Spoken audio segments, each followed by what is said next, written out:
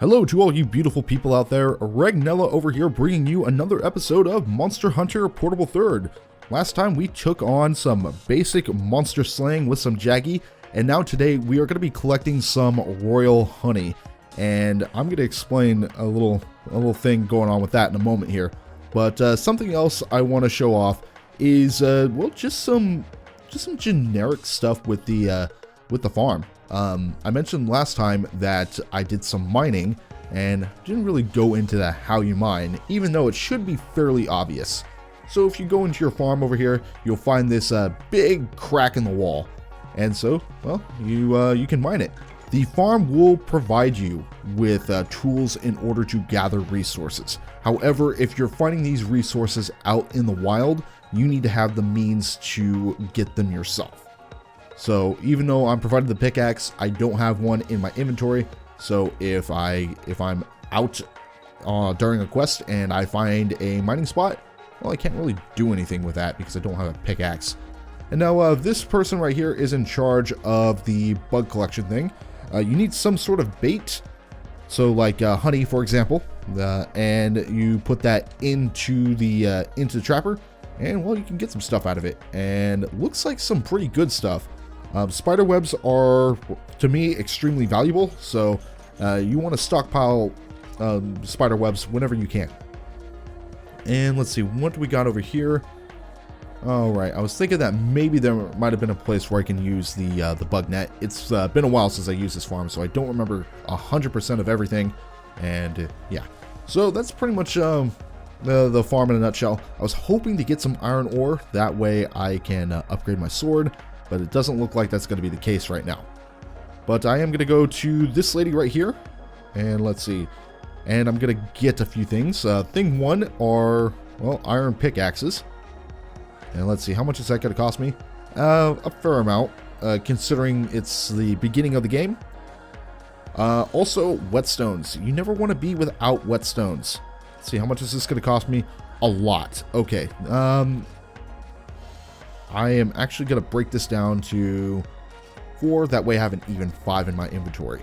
You don't want to be on a monster slaying quest without whetstones. That would just be awful. Another thing to have are herbs to help recover your health. And let's see, how many potions will this... a little bit more than what I hoped, but okay. So I pretty much got what I want in terms of items for my inventory. I'm also going to sort my inventory real quick. I'm pressing select in order to do that, so it instantly sorts everything by the item type and how valuable it's going to be. All right. Uh-oh. That was me confusing my buttons again.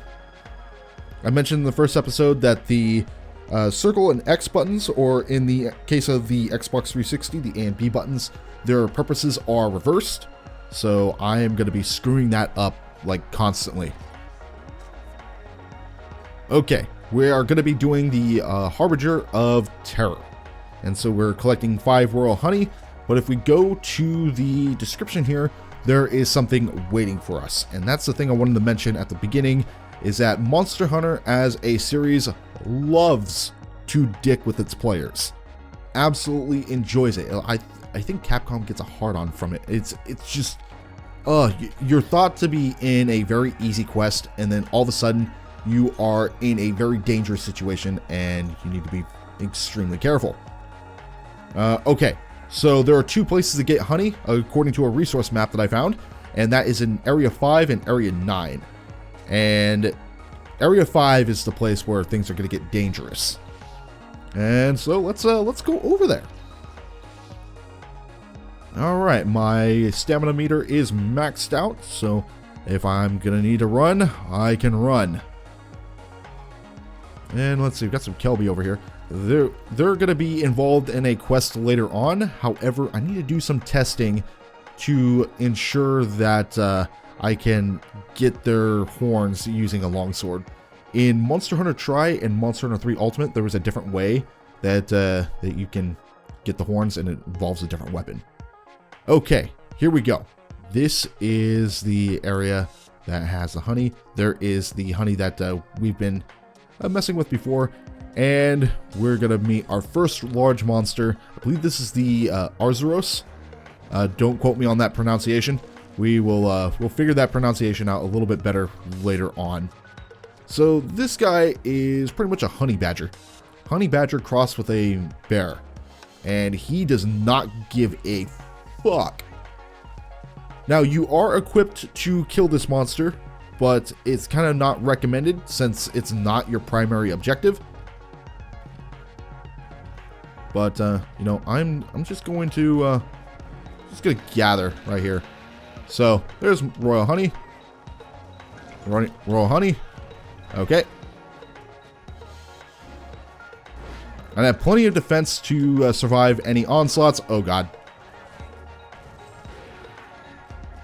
And looks like the Azuros dropped something.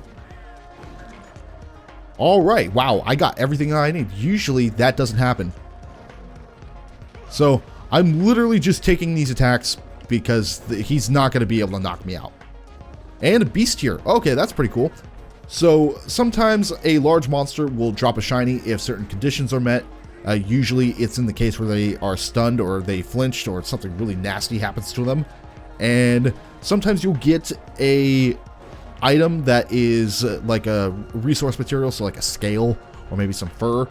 But sometimes you'll get a tier, and those are converted into resource points, which can be very, very helpful. I'm just going to avoid these Bofangos. We'll discuss more of them later on because these guys are a real pain in the ass.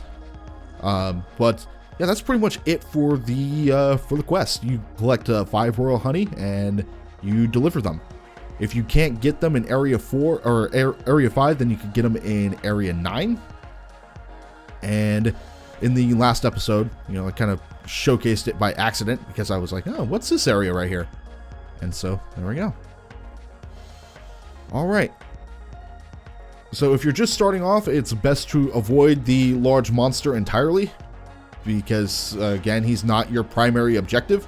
But if you want to fight him, you should be able to kill him, especially if you're very familiar with the series at this point. But yeah, very easy quest, but it can catch you off guard because it's one of those instances where Capcom is dicking with its players. Because that's what they like to do, you know, kind of having a larf. But anyways, that's going to do it for me and this episode. Thank you guys so much for watching. If you're interested in any of my other content, be sure to hit on one of those annotations that'll be featured at the end of this video. And I will see you all again in the next video. Take care, people.